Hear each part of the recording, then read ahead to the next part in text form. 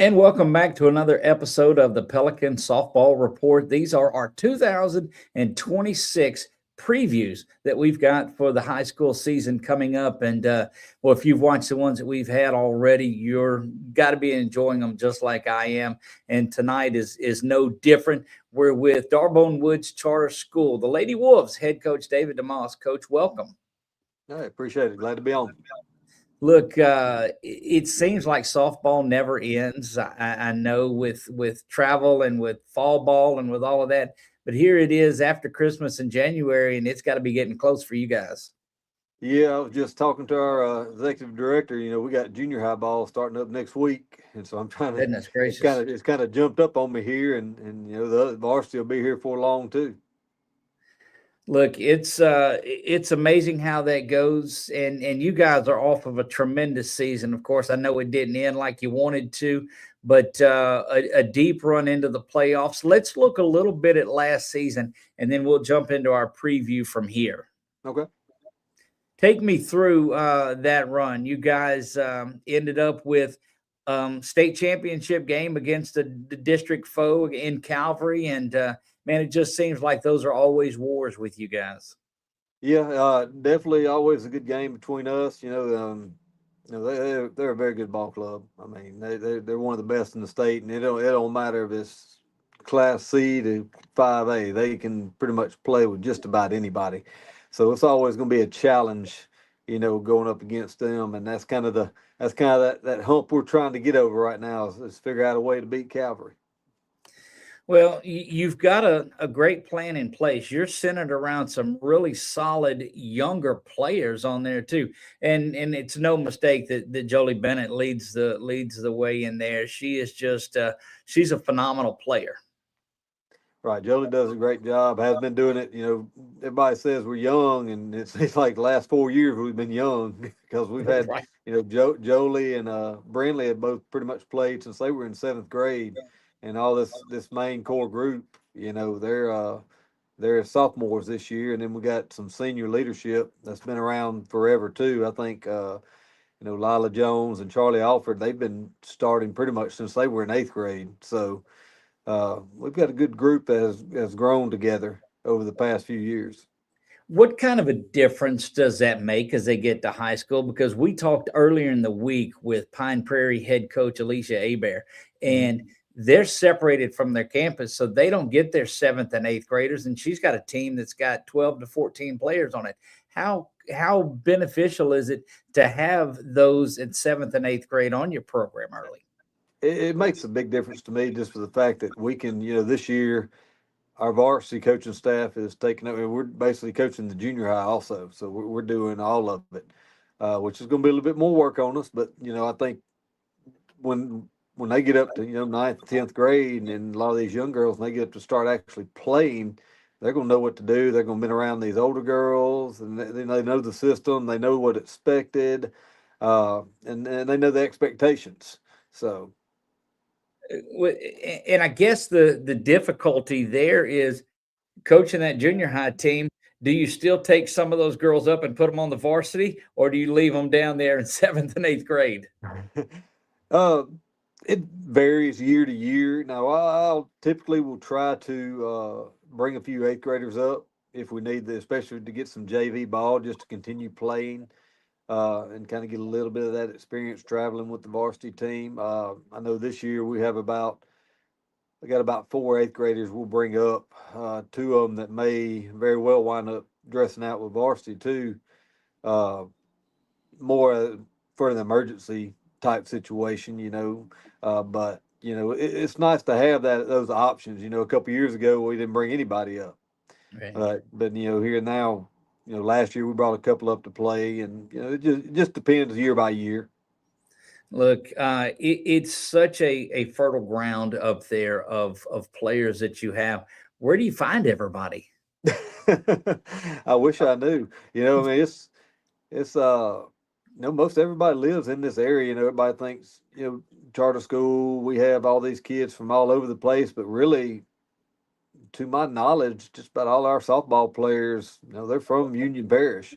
Mhm. They all live here, and that's just we've just had a great run, a great group, and even our junior high group we have right now is talented and has some potential to continue when this group of sophomores graduates. Well, you've been from that area your entire life. I know that what West Washita is where you Yep. were. You went to school. That's got to help too, being from the area. Right. I know, like, I had a couple guys that I went to high school with actually have daughters on the team. So, I didn't think about it till I got here, and they move up and you see them. Oh yeah, I remember him and everything. So that's the big deal, just kind of being from around here. And look, even before, Darvon got started and you had just Farmville High School and even some of the smaller schools that were around before they consolidated into Union, they were all good softball programs. So it's always been talented in this area with softball, even before now. Look, how crazy is it for those of you that are newer, they're watching from around the state. We talked about that district game against Calvary. You're on the complete other side of the state. That's got to be one of the biggest districts there is out there. Yeah, it's a trip going to Shreveport a lot, which, I mean, we don't travel as much in softball the way we have our district set up. It's more like a tournament instead of playing everybody. Uh, But yeah, we travel that way a good bit, having to go play them. But actually after this year, we've actually got moved to the Monroe district, so we won't be making that trip to Shreveport as much as we have been. So that'll put you with who in your district then this year? But this year's still the same as last Okay, year. it'll be 26, Uh, 27. Yeah. yeah, 26, 27. We'll be with it's still Union, then Beekman, Oak Grove, Caldwell, and Richwood. I do believe it's everybody. Which Look, we pretty much play. We play Caldwell, we play Beekman, we play Oak Grove, and we have good standing relationships with all those schools and everything. So it's going to be good to continue those rivalries, and now it just means a little bit more. it's just such good softball, and I've said this to all of the coaches all around the state, but it rings true there as well because you've got some pretty solid softball up there in the northeast portion of the state there with your Quitmans and St. Fred's and and those folks, and it's just there's always a game to be played there. All right, look, it's some of the best softball in the state here. Look at Oak Grove. They played LaSalle last year, I think it was, for the state championship. Or no, Right. it might have been the semifinals they were in. I can't remember which one, It but was the semi, and that one goes what 11 innings, I yeah, think. that was me and one of my assistants were just sitting there watching it like, goodness. I mean, that's just two great teams, two great programs. Uh, and so Caldwell's always competitive, but you got your upper your 5As. Washita's rising back to kind of where they were before. West Monroe, I think they're going to be very good this year. West Washita's always in the mix. Uh, Quitman, he Justin does a great job down there with Quitman. You talk about small area, he pulls some good ball players out of that area. Look, he'll be. We'll talk to him a little later. I think next week is when we'll get to visit with him. But you're right. You look around, and there's just so much talent. But I look around the state, and softball is on the rise. There's so much of the travel. There's so much of that club ball that's going on. These girls at an early age, at 7, 8, 9 years old, are picking up softballs and playing on there. And the talent level at this high school age or group is pretty solid. Oh, most definitely. And I think that's really helped in making this team what it is. I wish I could take all the credit. These girls have been playing for a long time. This group of sophomores, especially, have been playing travel ball for a long time. We got a lot of younger ones playing travel ball. And if you want to see that type of competition and be ready, and I think that's gone a long way to helping us, playing down in the quarterfinals, semifinals, and then that championship game is these girls are used to that type of atmosphere and that type of competition. But something's got to separate it because everybody around the state is playing. I mean, you look around and these girls today, guys today are doing it. A lot of them are listing their summer team in addition to their high school team, if their high school team even makes it. So what you guys are doing with them is special. for saving this talent, because they see this all over the state when they play, and what you guys have going on is pretty special. Yeah, I mean, like I said, a lot. Yeah, we're kind of building off of what they already do and what they've already known. Uh, we make adjustments. I got probably one of the best guys I know when it comes to hitting. One of my assistants, Ben Jones, he knows his hitting, and so I give him a lot of credit for our offense being where it is. I mean, I wish I could say I'm a pitching guru, but I've just kind of over the years have, and by no means am I not. Right. But over the years, I've just kind of learned how to call games. What I may lack in other areas, I feel like I have done a good job of adjusting and learning how to call a ball game. Maybe not necessarily the best pitching coach, but I know how to call a game. And then even having Ben's daughter Lainey, who played for us, she's helping us out, and just her experience with him, and then just playing highly competitive travel ball over the years and playing with some of the best players around, the experience she brings, just it helps these kids, and helps them keep growing off of what they do during the summer. Well, Coach, let's turn around and look at 2026 or what you have coming up early on in the season. It's just full of tournaments. What's the outlook for you guys, and where are you headed? We're gonna start out, and hold on, I can probably find my schedule here and get it pulled up. Can't think of it sometimes off the top of my head. I know we'll be going down to Saint Amant again. I love going down there and playing somebody different. Right. Uh, Getting a chance to play some people we don't get to see. And that's always important, because you're going to see some teams. We played John Curtis probably 2 of the last 3 years, and man, we don't see teams like that. They're small They're not ball terrible. That's slapping, correct. bunting, uh, and it's you're not, if you're not used to that, if you don't see that, something like that will give you a little bit of trouble. So we'll go down there to Saint Amant.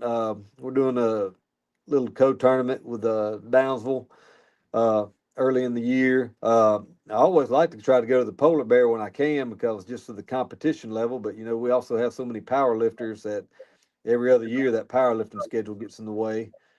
Uh, but I added the Pineville tournament this year to get a little more competition, and we've been going to Quitman's tournament these past few years, and then we try to do a little tournament here at our place with some good young, or not necessarily young, but good smaller schools like your Oak Groves and your FCCSs and teams like that to kind of end the year with.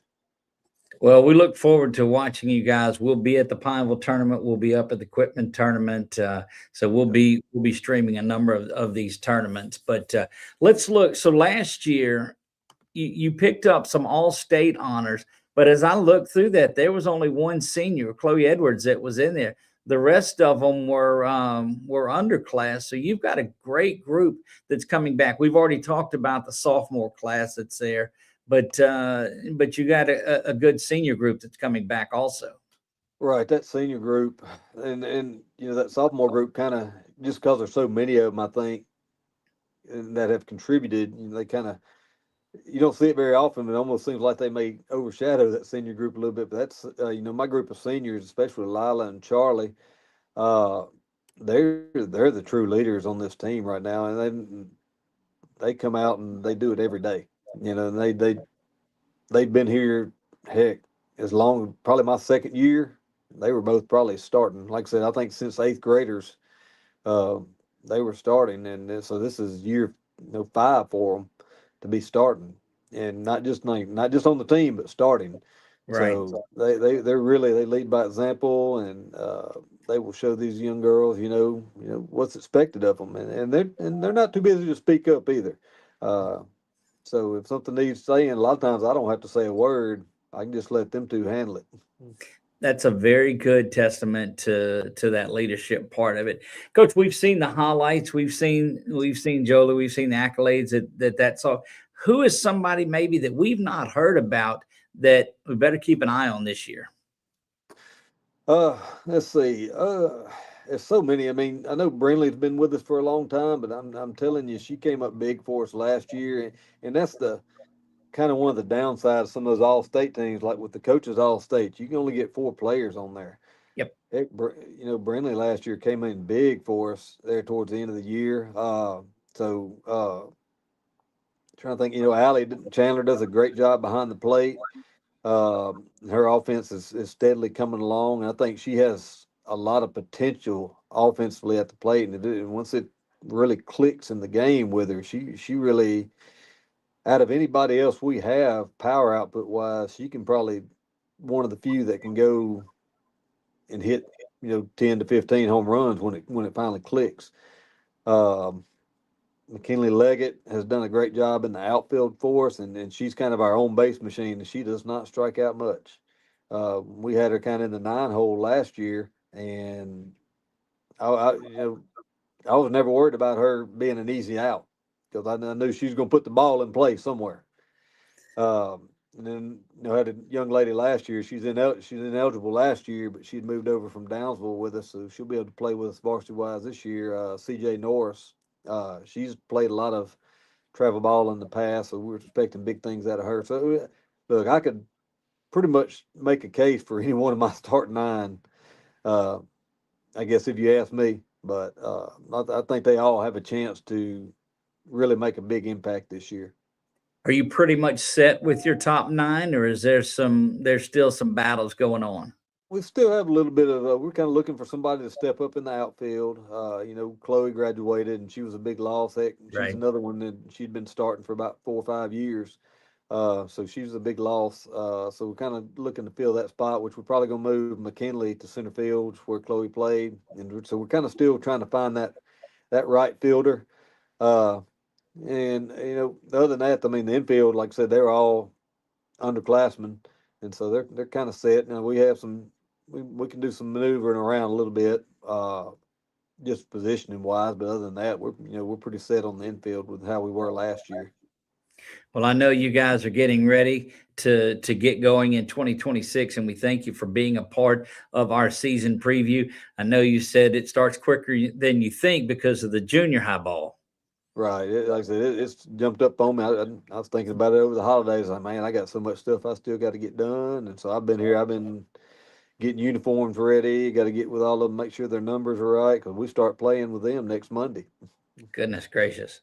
Well, Coach, we appreciate you taking time to visit with us and look forward to talking to you again throughout the season. You guys, tremendous season last year, and we expect another deep run this year.